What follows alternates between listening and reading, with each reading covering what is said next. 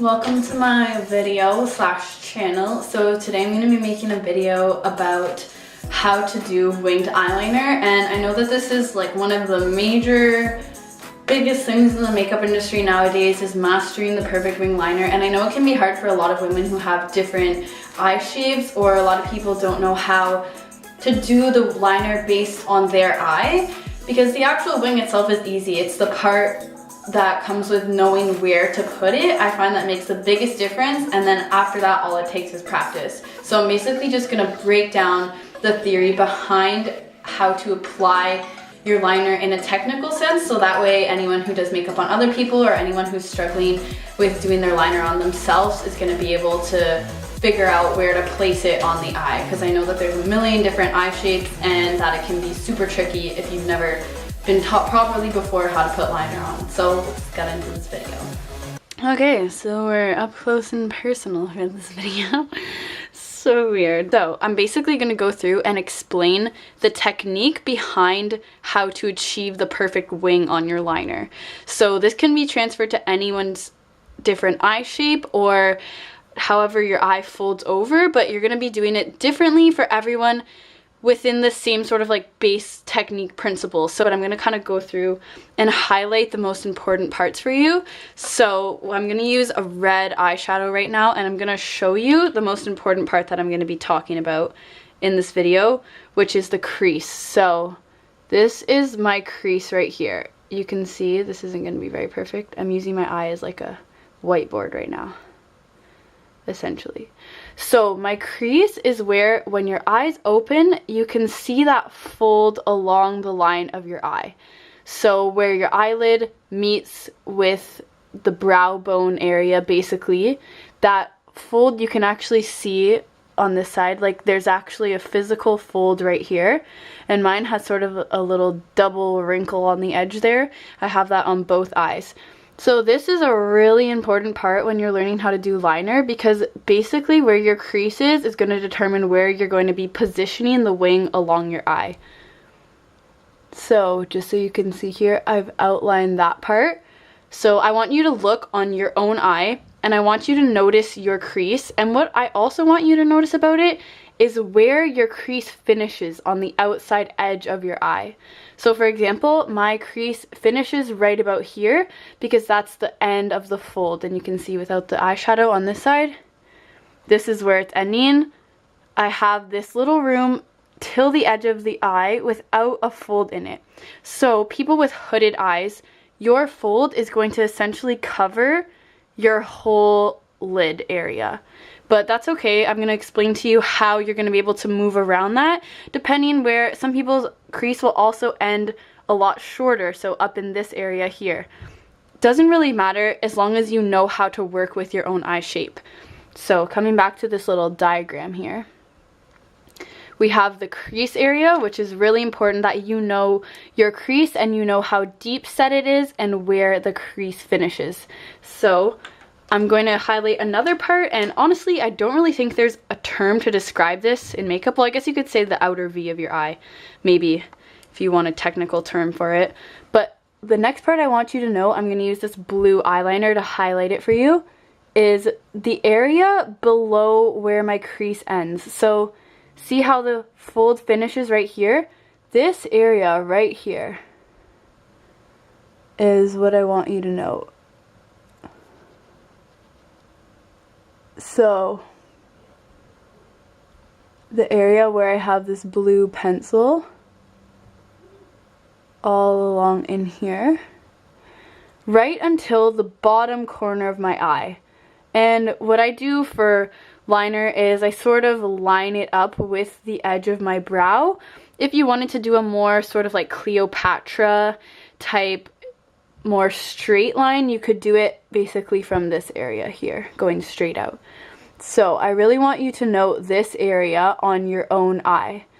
Now, people with hooded eyes, the outer V of your eye that's visible when your eye is open is going to be very small or almost invisible. So what you're going to have to do is you're going to have to create an imaginary outer V. So you're basically going to have to go below the corner of your eye and almost create like a little imaginary V anywhere that is not going to be covered by the crease fold on your eye. So this area here is basically where you can put your winged liner for it to avoid looking really curved when you open your eye and not straight. This whole area here for me is where I can make my wing without it bending awkwardly. So I feel like that is really important, and no one has ever actually explained that before, that you can have your wing up to a certain point. So for people with really like small creases which end higher up, like if your crease ends about up here, you could do a very thick line and pull it off.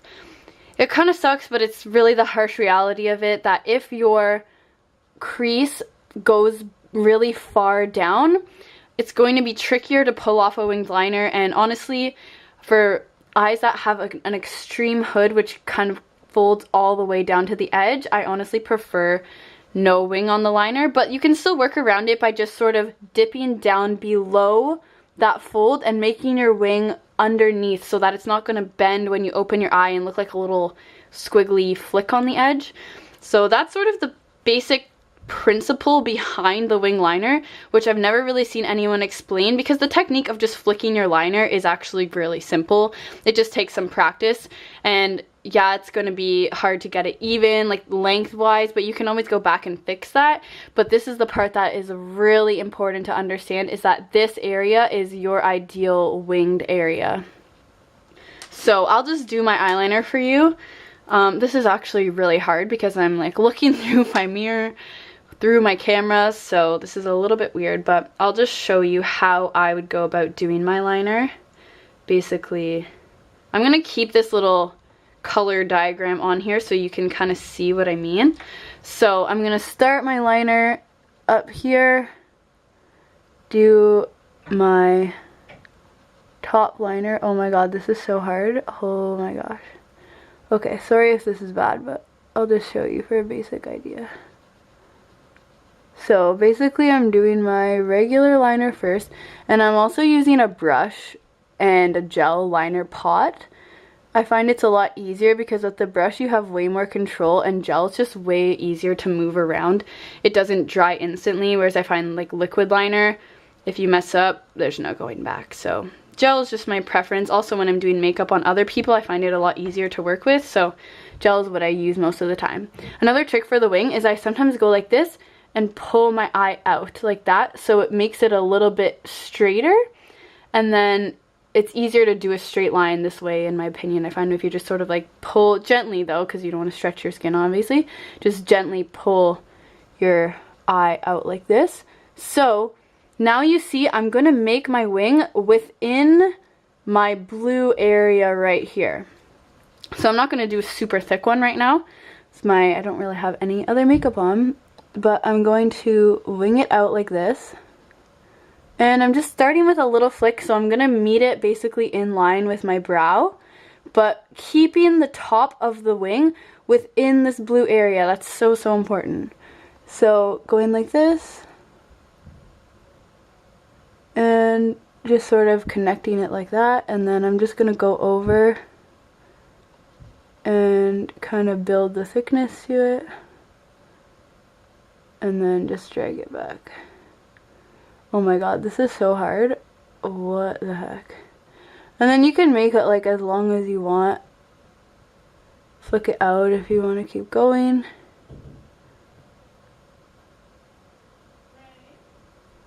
But essentially, that's the principle. And you can see I didn't go above that blue area.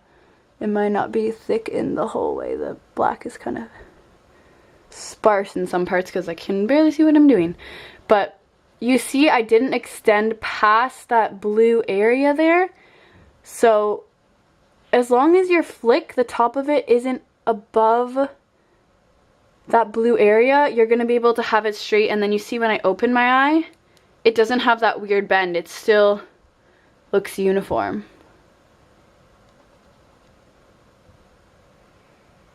Anyways, that's just the basic technique of how to do a winged liner, and you can do that too on, if you're doing freelance makeup or you're a makeup artist and you're doing it on other people, that is so important. So when you're getting them to do your liner, tell them open their eyes so you can just make note of how much outer V area they have to make the flick, and then you have to follow along that line without passing that one right there.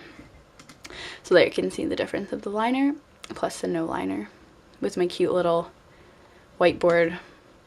I feel like I'm like a teacher using a whiteboard marker on my eyes right now. This is hilarious, but there you have it. Winged eyeliner.